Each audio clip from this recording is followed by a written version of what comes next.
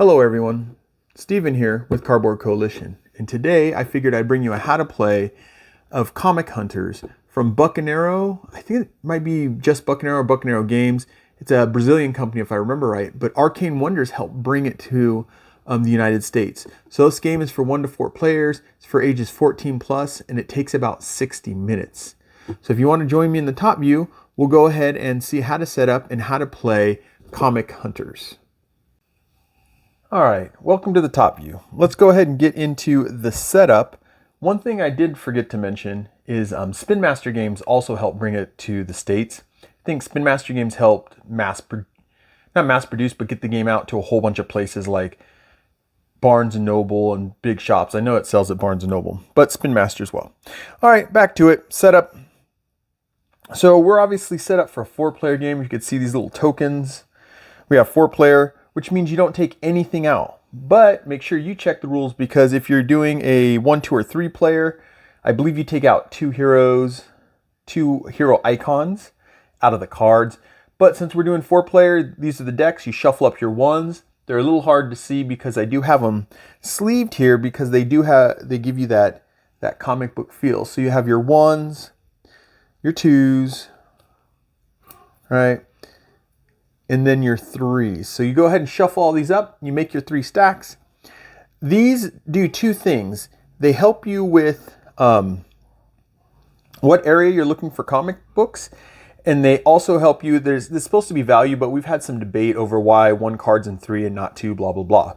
All right, so once you get your 1s, your 2s, your 3s all stacked or shuffled and ready to go, then you take 10 cards, because we're playing 4-player. You take 10 cards from each deck, and you shuffle them up for that last deck, and you set it right there, space it to the side so you kind of know what that deck is. A lot of times I will turn it sideways so I know exactly what that deck is. All right, once that's done, then we get into the board. So I guess you could put the board out. That would be the first thing. Sometimes they don't tell you to put the board out first. Put the board out. You might hear a little Lily in the background. It's fine. Reswan's on Lily. She's not dying anywhere, people. Don't worry. All right. Oh, this is called the big convention, by the way. You take all those and put it to make your big convention. I believe it's, it says it right here. It's store, flea market, auction. You have the little reminder right here, and then this is the big convention. This area on the player board just helps you understand what's going on there. All right. Next thing we do is we find our little check mark, and we put it right here on the schedule. What this will tell us is the game's played in 3 phases. 1, 2, 3. Right? This will tell us exactly where we're at. So you put it in that first spot, which says store. The next thing you do is you take your little hero trackers, little hero tokens, and you actually have 2 more, and you blindly kind of pick them and put them down. And this is also based on the number of players. So we're set up for a 4, so we have 1 there, 2 here, and then 3 at the bottom for the hero tracker. But you do have a couple more heroes. Those extra heroes, you go ahead and throw them in the box. The next thing you want to do is you want to set up your secret stash. This helps for the auctions section of the game, right? And you take 1 color from each player and you put it on 15. Everyone's got 15 points in their secret stash, so you go ahead and put it there. At this point, once you're going to have players pick their colors, you're going to have 3 extra tokens, right? These 3 extra tokens are for this track down here, your highlights. And on the back side, they have 20.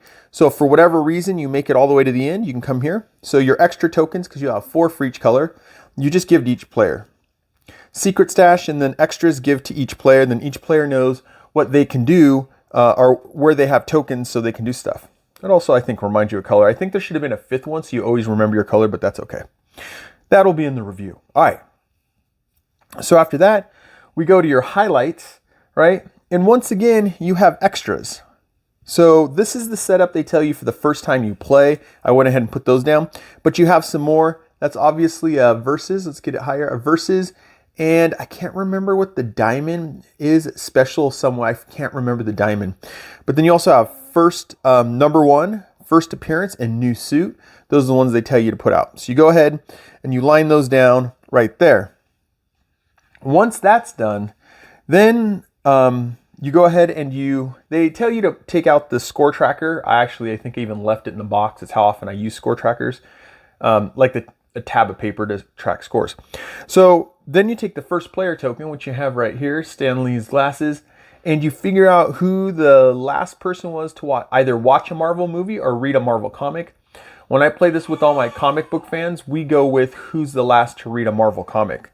So we go ahead and we set that down. We'll give green the first player marker. Once that's done, all right, now that we got the board all set up, let's go ahead and look at the cards before we go through the phases. So here we go. We have the card, and this is how you read the card. You obviously have the cover. You have the title of the piece, and when it was published, the number and when it was published, right?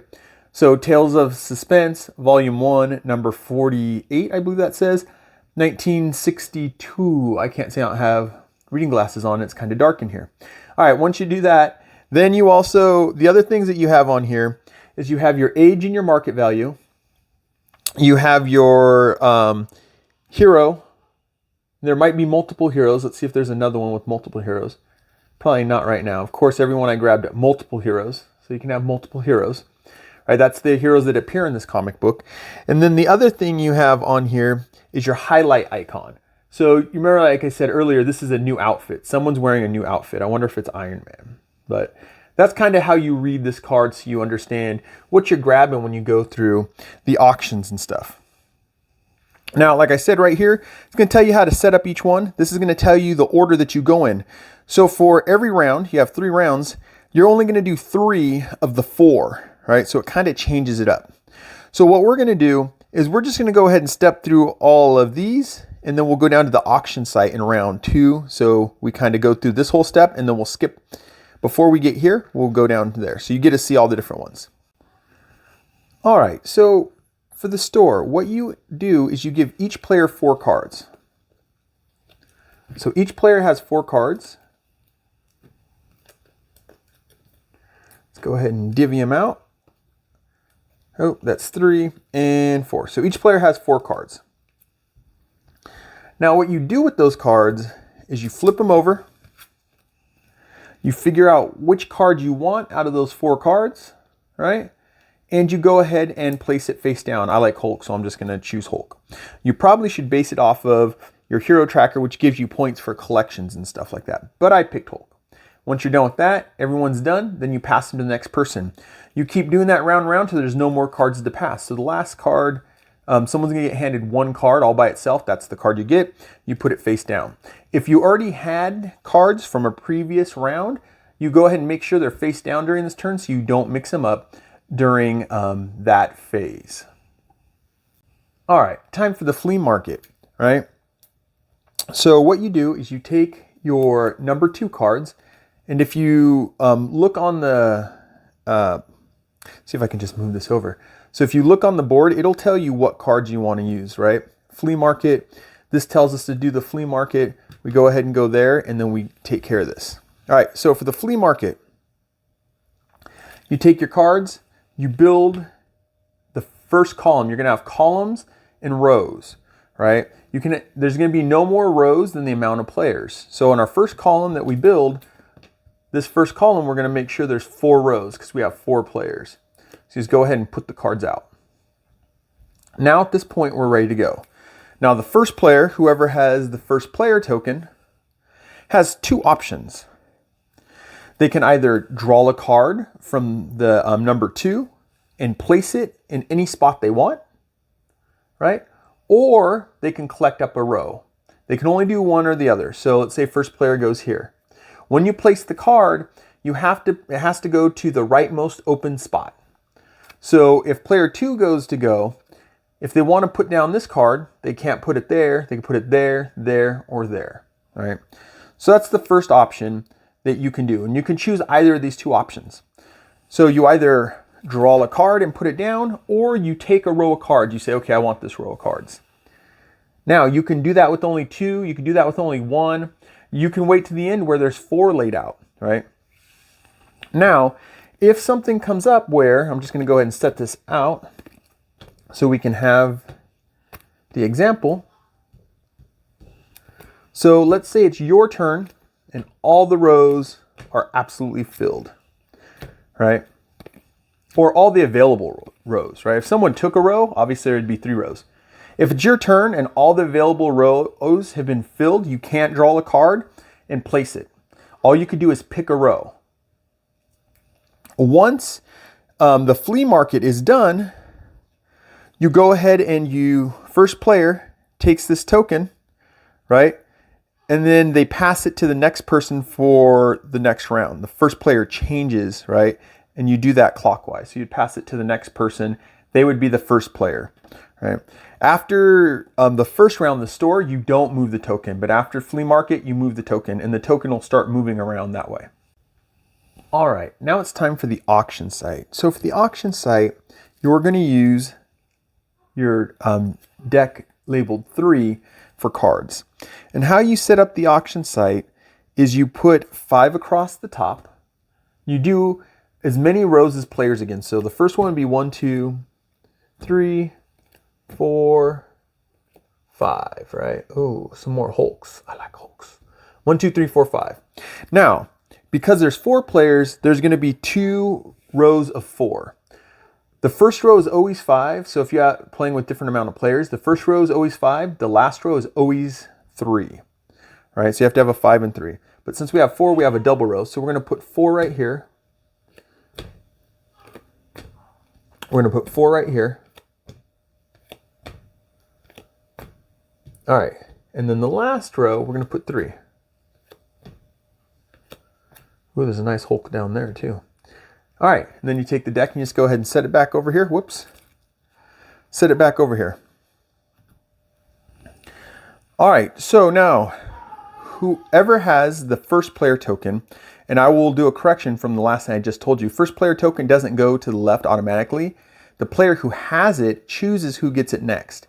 With me and my friends, we usually just pass it to the left, but the person who has first player at the end of each of these, except for store, gets to decide, or the first one you do gets to decide who gets the token. All right, so whoever has the token now, we'll say it's yellow, right, gets to sit here and decide what row they want to bid on. And so how you go about bidding is you use your stash points. One thing to keep in mind, a player could never go below 1 stash point. You're always going to have at least 1 stash point, right? So what you end up doing, you don't have to move it. We move the tokens to remember, and that can mess people up too. So what you do is you place a bid. So for instance, you can pick any row and you place a bid on that row, right? Then the person to your left gets to place a bid and it goes around the table, right? Until there's passes, except for one person with the bid left. Last person with their bid gets that row for the amount of points. So let's say yellow bids, let's say they bid 7. They really like this top row for whatever reason. They bid 7 for this row. They're going to say this row and I bid. They can pick any of these rows. They can pick this row, right? But we're going to say they pick this row. They're going to say this row and I bid, so I was about to move this again, 7 points for my secret stash. Then it goes to the next player. They can say 8 points. They can say 9 points. It all depends on what people want to do. But remember, these points, you don't get points back. These are your points you have. So if the first player wins, they get that row, right? Then the next player to your left gets to pick the row they want to bid on, and then they do the same thing. They bid. Now, let's say yellow, right, bids on this top row, but loses the bid, right? Someone else wins that row. Yellow gets to pick again what row, and they get to start all over with the bid. So remember, you pick the row, you bid, let everyone get a chance at bidding. Once everyone's passed and there's only one bid left on the table, highest bid, they get and they pay points. They pay those points. If the person who started the bid wins the bid, then the next person at the table gets to choose a row to bid on, right? A player who hasn't won a row yet. Now, once you get down to this last row, right, because we're playing 4 players, there's going to be no one to bid against you. So what ends up happening is you take these cards, right? So let's say everyone's gone. I'm going to clean these all up to help with the visual. Let's say they're all gone, right? And the last player's sitting there, and poor Black is like, oh man, I didn't get anything. I couldn't bid out on anyone.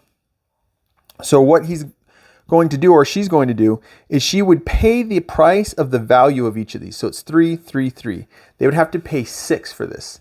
The other thing they can do is they can say, I want Hulk and I want Spider-Man. I don't want this card. Then they would pay the 6 points instead of, sorry, I said it's 9 total, right?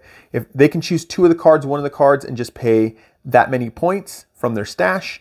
And this extra card goes into the convention. You shuffle it into the convention stack, right? It becomes a convention card for later on. At the end of this one, you do also, whoever had the first player token picks another player around the table, gives them the token.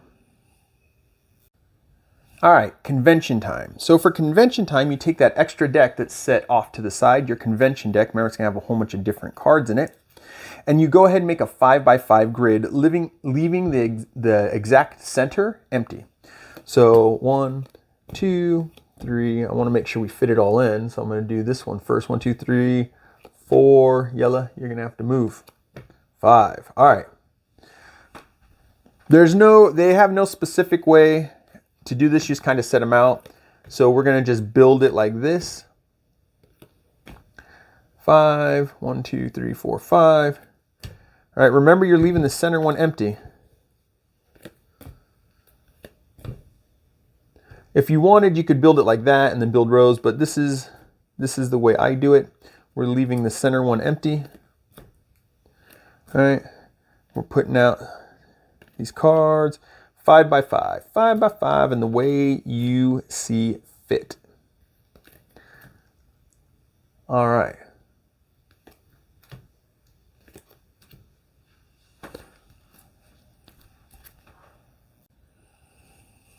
With the convention all set up, there are 2 things. There's one thing you have to do no matter what, but there's 2 things you can do. So what's going to happen, first player sets up our convention, last player gets to go first. And you're going to go from last player to first, then first player to last. This is what you're going to do. You have 2 options. You can move a card. When moving a card, you can move it up, down, left, right, as long as there's a free space. Right now, we only have 1 free space. And you can move it as far as you want, right? As long as it's not trapped. And you can't go outside of the grid that you've built. So we don't have it set up for an example, but let's say, I don't really know how to set up a good example. I'd have to take cards away. So let's say we want this card and it's still stuck right here. We couldn't move this card around to a different row or column, right? Now, like I said, you can move up as many times as you want, left as many times, right as many times, right? Up, down, left, right as many times, as long as it's a free space. You're not blocked by the cards. So you can even go like left, left, up, right, right, up to try to get the card right here, as long as there's no cards impeding your way. So the first thing is you can move 1 card around. You don't have to, you can. Once you do that, or if you do it, then what you do is you pick a column, right, or one of the rows, and you pick one of the hero icons, right? Some cards have multiple, and that's fine. You pick one of the hero icons. So let's say, at this point, I guess we'll say black's the first player now, right? So at this point, black looks around. He doesn't see anything he really wants to move, but he's trying to build himself a collection down here of strange stuff. So he would say he wants this row and he's taking strange cards. So he's going to take these 2 cards. They're the only strange ones there are. And he's going to go ahead and put them over here. Everyone goes and does their turn. And then it goes back around. Everyone has a turn. So everyone gets 2 turns during the convention of doing this. Moving the card if they want, calling a column a row, and collecting up all those heroes. All right. Once you've gone through that first phase that you did, so our first one we had store, flea market, convention. We also showed you how to do the auction site. Once you do all those, then you get to assemble collection. So there are 3 things you could do during assembling the collection. You can start a collection, you can expand a collection, right? Or you can rearrange a collection. 3 things. So to start a collection, what you have to do is you have to have at least 2 cards in it, and they have to have matching hero icons, right? So you have to have these icons up here matching. So I'm looking through all my stuff. I have 2 Doctor Stranges. I'm going to start a collection with 2 Doctor Stranges, right? So to start that collection, I'm going to have to pay a total of 3 points. And how I know is because their market value down here. This is your market value. So the market value of this collection is 3 points. That means I have to discard 3 points worth of cards. Luckily, I have a whole bunch, but I can look at my cards, try to decide what I want to get rid of. I kind of got a big shuffle of things here, right? It's an awesome cover. Try to decide what I want to get rid of. It's based on the points though, right? And you can see them on this side. Once you get rid of your points, your 3 points, so we'll just say we're going to get rid of Iron Man. That card goes to the convention deck and it gets shuffled in. So what we do is we wait to the end. We just throw them on top, and we know at the end of assembly, shuffle your deck once everyone's done with assembly. So now with what's left, there's not much I can do with this. At the end of assembly, I'm allowed to keep 2 cards in my hand, a maximum of 2. So this card would have to actually go to the convention too. I'd have to discard one, or maybe I want to keep these 2, what have you. So you build a collection, right? Once you do that, you go over here and you look at your highlights reel and you see which highlights you have. So we have a diamond on this Strange. We're not running any diamonds this time, but we do have a number 1, and we have a number 1 here. So I would look at the value of my card, my market value. It's a 1. So, or yellow would, and yellow would put their marker on a 1. If this was a 2 or 3, it would advance like that. So you put it right there on the 1. All right, the other thing you can do, and we're gonna have to borrow some cards from someone else. Let's see. Let's borrow some cards from someone else. We'd need some more Stranges. We can, oh, there we go. Strange right, oh, Strange. Strange right off the bat, right? So the other thing we can do, you can start a collection, you can add to a collection. So you can say, oh, let's say we have this Strange. I have the Strange card in my hand. I'm going to take it and I'm going to place it in my Strange collection. First thing you do is you put it to the top of the collection and you go through the whole thing. You have to pay market value.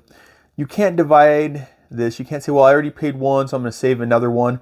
I'm going to have to just pay 2 for that 1. So I go ahead and throw it over there, right? Hopefully it wasn't the wrong one. And I put it here, add it to the collection. Then I can also move my highlights up, but we don't have diamond, right? Now, the third thing that you can do is you can move cards from collection to collection.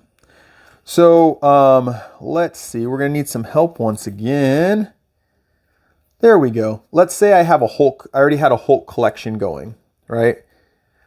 It's assembly phase. Let's say I have Hulk and I have Strange going. So there are 2 Hulk things right there. I don't know if you guys can see them. I'll move them close just because I think these cards are cool.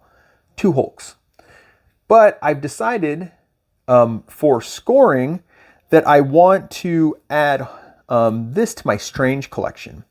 Now the first thing I have to look at is no collection can have less than 2 cards. So if there's only 2 cards, I can't move that over when I'm rearranging my collection, right? But let's see, does anyone else have a Hulk? We need a Hulk, man. Let's see, someone has to have another Hulk here. There we go. Oh, it's a Hulk and a Strange. There we go. So I know we're stealing cards right now, but let's say in this one, you decide you want to rearrange. Now, you're assembling, you decide you want to rearrange. So now this collection has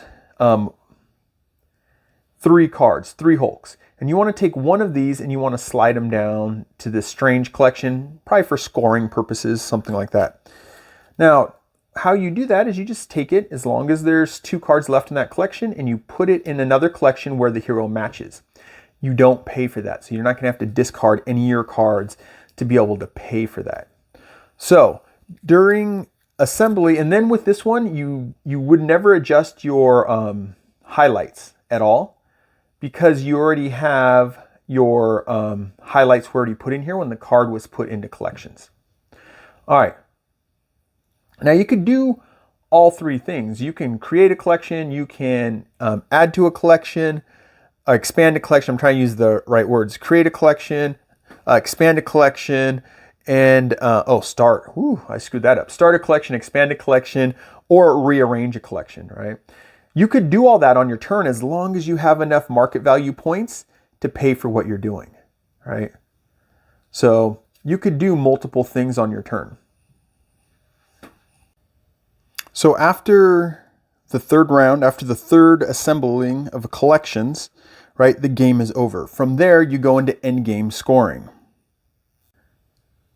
All right, the first thing that we count is the collection size.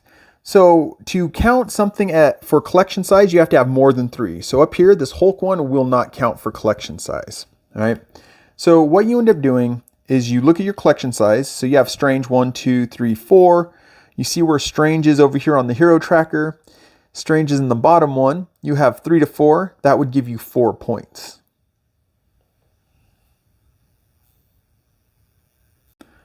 The next thing that we want to check is our varied collections. So to be counted as a varied collection, you have to have 3 or more. So once again, this wouldn't count. In this setup, you would have more collections after doing 3 rounds, but in this setup that we have here, you get no points. If I had 3 different hero collections, I would get 5, right? 4. You see the numbers, how they count down here. The more varied collections of 3 cards or more, the more points you get. Now, the next highlight, or the next is highlights. So that's right here. So let's go ahead and throw some tokens out here. So we have some things to figure out. Should have put this down before, but we're just gonna do this. All right. We're gonna put the rest of our tokens out so we can see who is where, who's rocking what. Let's go ahead and put those tied right there. We'll put them at 5. This gray just shows that you're at that 10-point marker. That's all that gray's for. All right. We'll put them at 10. All right, so this is how it works. And it'll be different depending on the amount of players you have. But for a 4-player, first place gets 15 points, 12 for second, third would get 8 points, right? And then fourth place gets 3 points. And like I said, you'll have to look in the book. It varies the amount of players, but for a 4-player. Now, you would look down on here and you do it for each one of the highlights. So in this one, orange gets 15 points, green gets 12, black would get 8, and yellow would get 3. So, and you see the difference there, and then you do the points there. Now at this bottom one, we have a tie right here. And so it's a tie basically for second place. So you get 15 points, then we have this tie that we have to figure out. So for a tie, you add the 2 positions together. So in this case, you would have 12 for second and 8 for third. So that's 20 points, right? And then you would divide it in half, which would be 10 points to each player. And if you have to, you round down, right? So 10 points for each player, and then the last player would end up getting 3 points. Last thing we take into account for points is the secret stash. So let's just stretch these out a little bit so we have different things so I can show you, but this is pretty easy.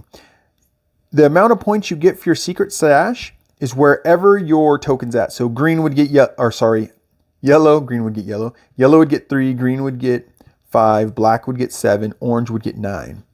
If there's a tie at any point, it really doesn't matter. So if black and orange are tied, black gets 7, orange gets 7. All right. With that, you have all the points that you would get. The person with the highest points wins. So ties are based on highlights first. So it'd be the sum total of the highlights. So you would add all 3 of the different highlights. Whoever has the highest breaks the tie. If there's still a tie after looking at highlights, then you go to secret stash. Whoever has the highest number in secret stash wins, breaks the tie. And if there's still a tie with secret stash, then they share the victory. So that's how you play Comic Hunters from Bucaneiros, Arcane Wonders, and Spin Master Games. Right? Hopefully you guys enjoyed. This is a game for 1 to 4 players. It's ages 14 plus. It says it, I think, right here. And it's 60 minutes. It usually takes about an hour when you play it. So hopefully you guys enjoyed. I'm Steven with Cardboard Coalition, and I'll catch you in the next one. Bye.